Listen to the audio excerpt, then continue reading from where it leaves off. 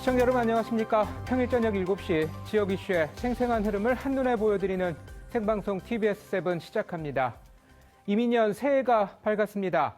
검은 호랑이의 해이기도 한 올해 시민들의 소망은 어떤 게 있을까요? 서효선 기자가 들어봤습니다. 서울 강동구청 앞 잔디밭. 2,000개가 넘는 공들에 시민들의 새해 소원이 빼곡히 적혀 있습니다. 아이부터 어른까지 모두가 한마음으로 바라는 새해 소원은 당연 코로나19의 종식입니다. 2022년은 코로나19가 종식되면 좋겠어요. 코로나가 사라지고 닌텐도 스위치를 가지고 싶어요.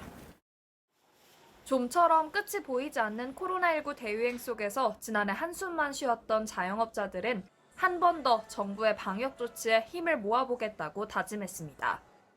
저희는 그냥 방역에만 최선을 다하겠습니다. 나머지는 정부가 알아서 열심히 해주시기 바랍니다. 대선과 지방선거, 재보궐선거 등 많은 선거가 예정된 2022년. 좋은 리더가 조금 더 나은 우리나라를 만들어주길 기대하는 마음도 있습니다. 이 나라를 정말 사랑하고 아끼는 위정자들이 많이 나와서 이 나라가 정말 살기 좋은 나라가 되었으면 좋겠어요. 꾸준히 준비해온 시간들이 새해에는 뿌듯한 결과로 돌아오길 바라는 소원도 있었습니다. 저는 가정으로 찾아가는 심리상담사 되는 게 제 소원입니다. 마음 아픈 일, 힘든 일들을 옆에서 위로해주고 싶다라는 생각으로. 그리고 소박하지만 모두의 공통된 바람은 뭐 별거 있겠어요? 건강하고 장사 잘 되는 거지 뭐.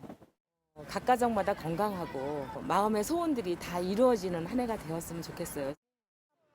검은 호랑이 기운을 받아 모두가 건강하게 일상으로 회복하길 기원하는 새해가 밝았습니다. TBS 서효선입니다.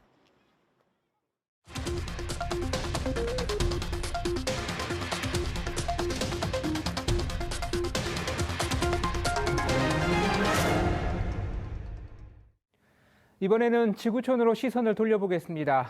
올해는 세계 주요국에서 새로운 지도자를 뽑는 선거가 예정돼 있어 국제 정세도 요동칠 것으로 보입니다.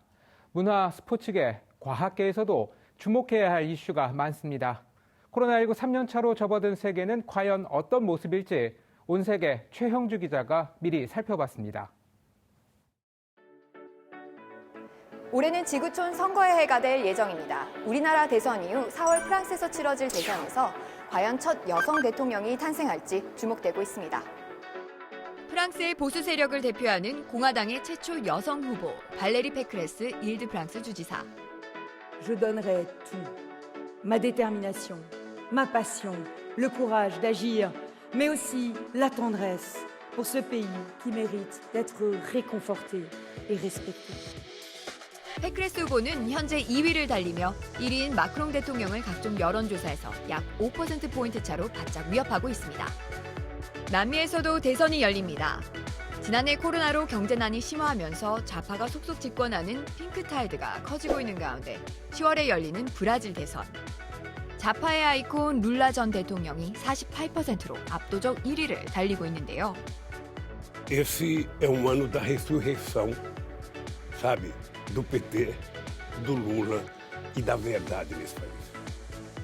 좌파 정권이 7년 만에 부활할지 관심이 모아지고 있습니다. 11월에는 미국에서 상하원 중간 선거가 치러집니다. 지난해 1월 취임한 조 바이든 대통령의 임기 중반을 평가하는 시험대로 2024년 대선의 예고편이 될 예정인데요. 아프가니스탄 철군, 코로나 확산, 인플레이션 장기화로 바이든 대통령의 지지율이 하락세를 이어가면서 도널드 트럼프 전 대통령의 재선 도전이 더욱 탄력을 받을 거라는 전망도 나옵니다.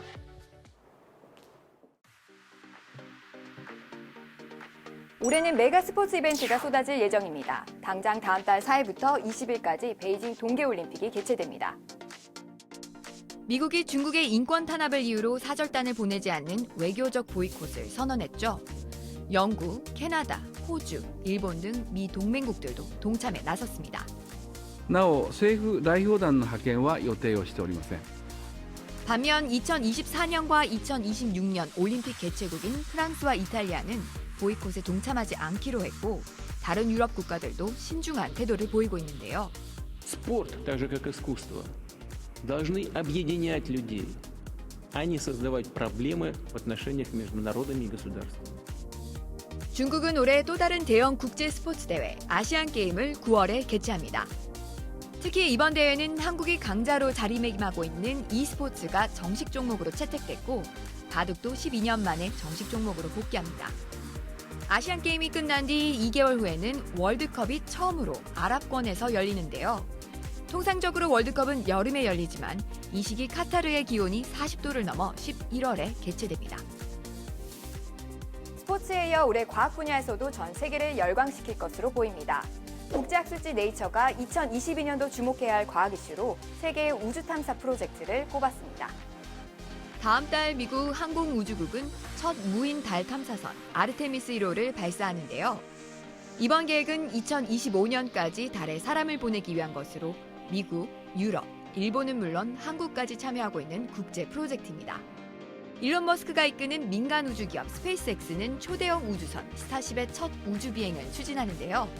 스타쉽은 우주 궤도로 쏘아 올려진 가장 강력한 로켓이 될 전망입니다. 코로나19 팬데믹 속에서 엄청난 저력을 보여준 한국 대중문화. 작년 미나리, BTS, 오징어 게임까지 전 세계가 열광했죠. 2022년도에도 이 기세를 이어갈 수 있을지 주목됩니다. 오는 9일 할리우드 외신기자협회가 주관하는 골든글로브 시상식에 오징어 게임이 텔레비전 부분 드라마 작품상 후보에 올랐는데요. 한국 드라마가 후보에 오른 건 처음입니다. 세계적인 돌풍을 일으킨 BTS.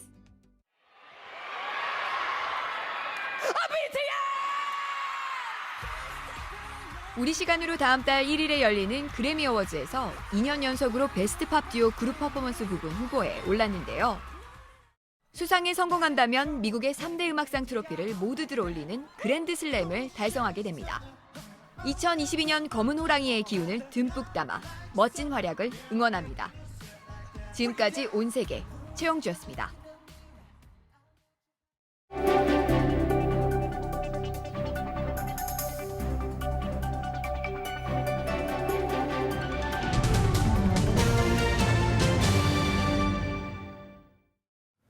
코로나19 신규 확진자 수가 주말 검사 건수 감소 영향으로 이틀째 3,000명대를 기록했습니다. 오늘 0시 기준 신규 확진자 수는 3,129명으로 집계됐습니다. 위중증 환자 수는 1,015명으로 2주 연속 1,000명대를 유지했습니다. 새로 확인된 오미크론 변이 감염자는 111명으로 누적 1,318명이 됐습니다. 전반적인 유행 감소세에도 방역당국은 지난해 12월 마지막 주 전국과 수도권의 코로나19 위험도를 6주째 매우 높음으로 진단했습니다. 비수도권은 한 주 전 높음에서 한 단계 낮은 중간 단계로 떨어졌습니다. 이런 가운데 광주에서 오미크론 감염이 확인된 고령 확진자가 잇따라 숨졌습니다. 집단 감염이 발생한 광주의 한 요양병원 입원 환자였던 90대 여성 2명은 지난달 25일 확진 판정을 받았고 지난달 27일과 29일 잇따라 숨졌습니다. 방역당국은 이들을 오미크론 연관 사례로 분류해 정밀 검사를 진행했습니다. 국내에서 오미크론 사망 사례는 이번이 처음입니다.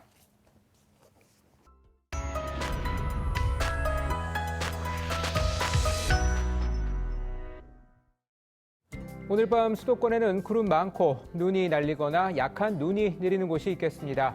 서울과 경기 남부 일부 지역에 건조주의보가 내려지는 등 대기가 매우 건조합니다. 각종 화재에 주의하시기 바랍니다. 내일 미세먼지 농도는 오전에 일시적으로 나쁨 수준일 것으로 관측됩니다. 경기 북부를 중심으로 아침 기온이 영하 10도 아래로 떨어져 추운 날씨가 이어지겠습니다. 내일 서울의 아침 최저 기온은 영하 6도, 낮 최고 기온은 1도로 예상됩니다.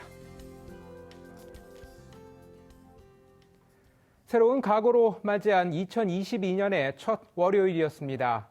새 출발선에서 한 뜨거운 다짐을 끝까지 잘 지켜서 힘들고 어려운 시기를 이겨내고 소중한 일상을 되찾는 희망의 한 해가 되길 기원해봅니다.